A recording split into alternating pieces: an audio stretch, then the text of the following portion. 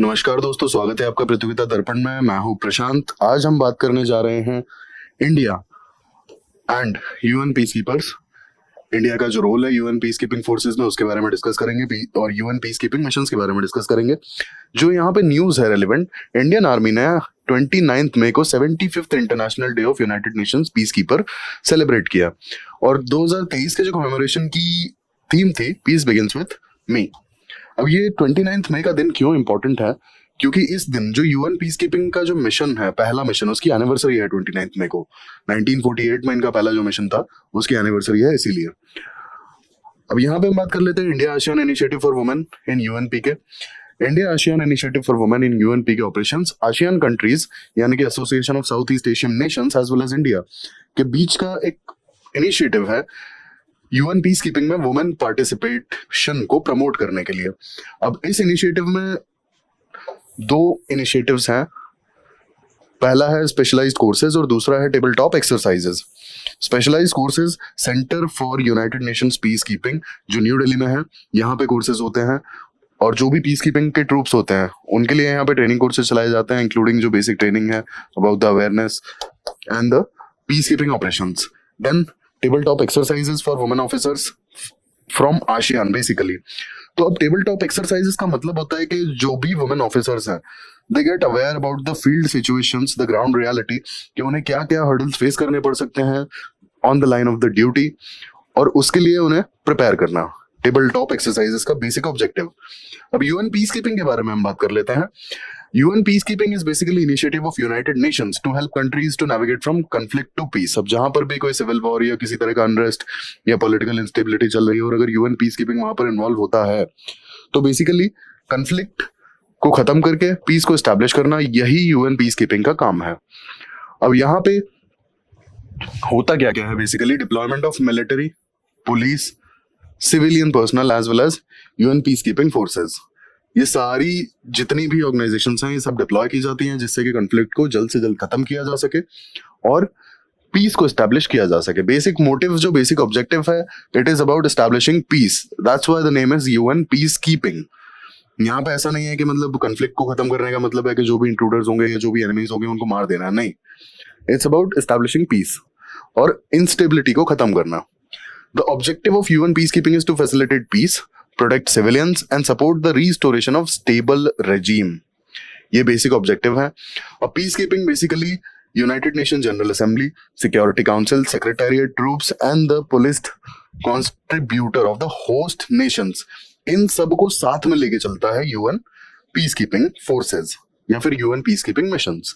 अब इनके पहले मिशन की अगर बात की जाए तो 1948 में यूएन सिक्योरिटी काउंसिल ने UN military observers to Middle East को डिप्लॉय किया था और United Nations truth supervision organisation बनाया था।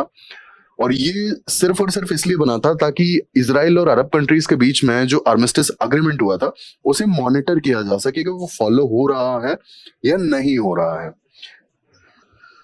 अब मैंडेट्स की हम बात करेंगे। यहाँ पे मैंडेट्स इज बेसिकली, वैसे तो वैरी करते हैं mandates according to the ground realities and the situations, but फिर भी ये चीजें बहुत कॉमन है यूएन पीस कीपिंग फोर्सेस के जो मैंडेट्स हैं उनमें।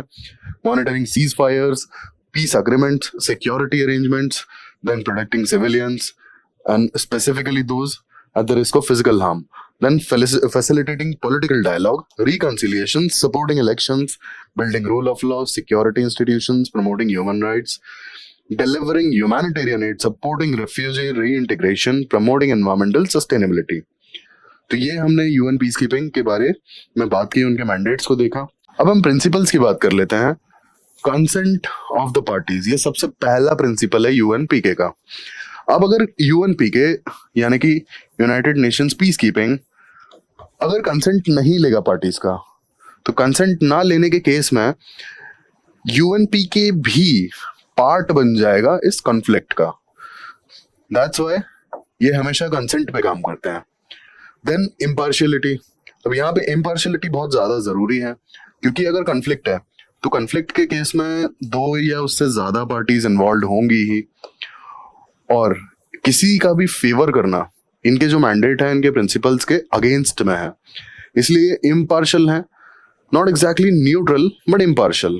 किसी भी जो कॉन्फ्लिक्ट में पार्टीज इन्वॉल्व हैं किसी भी पार्टी के लिए, किसी भी पार्टी के साथ में किसी तरह की पार्शियलिटी नहीं करते हैं यूएनपी के वाले।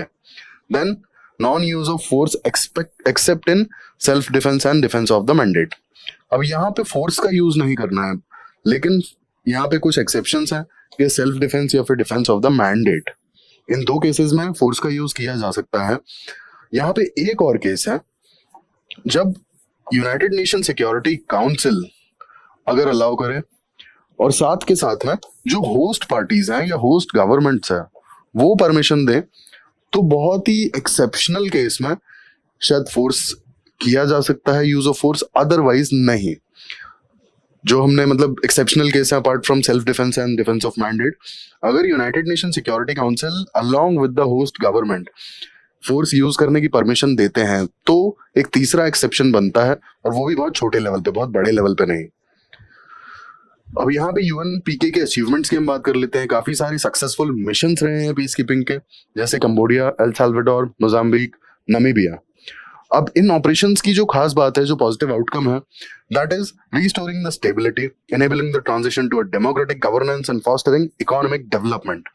अब ऑब्वियस सी बात है, जब कन्फ्लिक्ट होगा तो सबसे पहले स्टेबिलिटी नहीं होगी, तभी तो कन्फ्लिक्ट चल रहा होगा, तो ऑब्वियस सी बात है कि स्टेबिलिटी नहीं होगी। देन डेमोक्रेटिक गवर्नेंस, कई बार क्या होता है ना कि जो डेमोक्रेटिक इंस्टीट्यूशंस होते हैं या जो फिर गवर्नमेंट इंस्टीट्यूशंस होते हैं, वहां सबसे पहले टारगेट किया जाता है वहां लोगों को, बिल्डिंग्स को, किसी भी कॉन्फ्लिक्ट के केस में। स्पेसिफिकली अगर हम बात करें तो जब टेररिस्ट ऑर्गेनाइजेशंस जो होती है ना, ठीक है, या फिर जो पैरेलल गवर्नेंस वाली जो ऑर्गेनाइजेशंस होती हैं, ये सबसे पहले गवर्नमेंट इंस्टीट्यूशंस को या फिर गवर्निंग इंस्टीट्यूशंस को टारगेट करती हैं। जैसे एग्जांपल के लिए आपके मजिस्ट्रेट के ऑफिसेज हो गए, एडमिनिस्ट्रेटिव ऑफिसेज हो गए, इसके बाद आपके जो सीएम या फिर जो मिनिस्टर्स हैं उनके ऑफिसेज हो गए, पार्लियामेंट्री बिल्डिंग्स हो गई, तो उन्हें टारगेट करते हैं ये।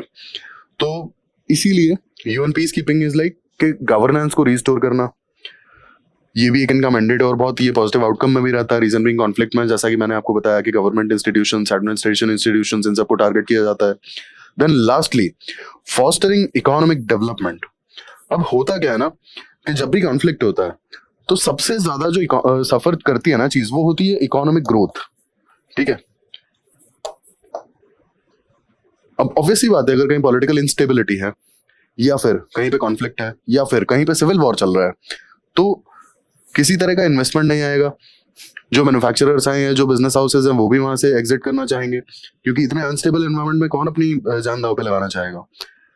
तो सबसे ज्यादा जो सफर करती है वो इकोनॉमिक ग्रोथ करती है।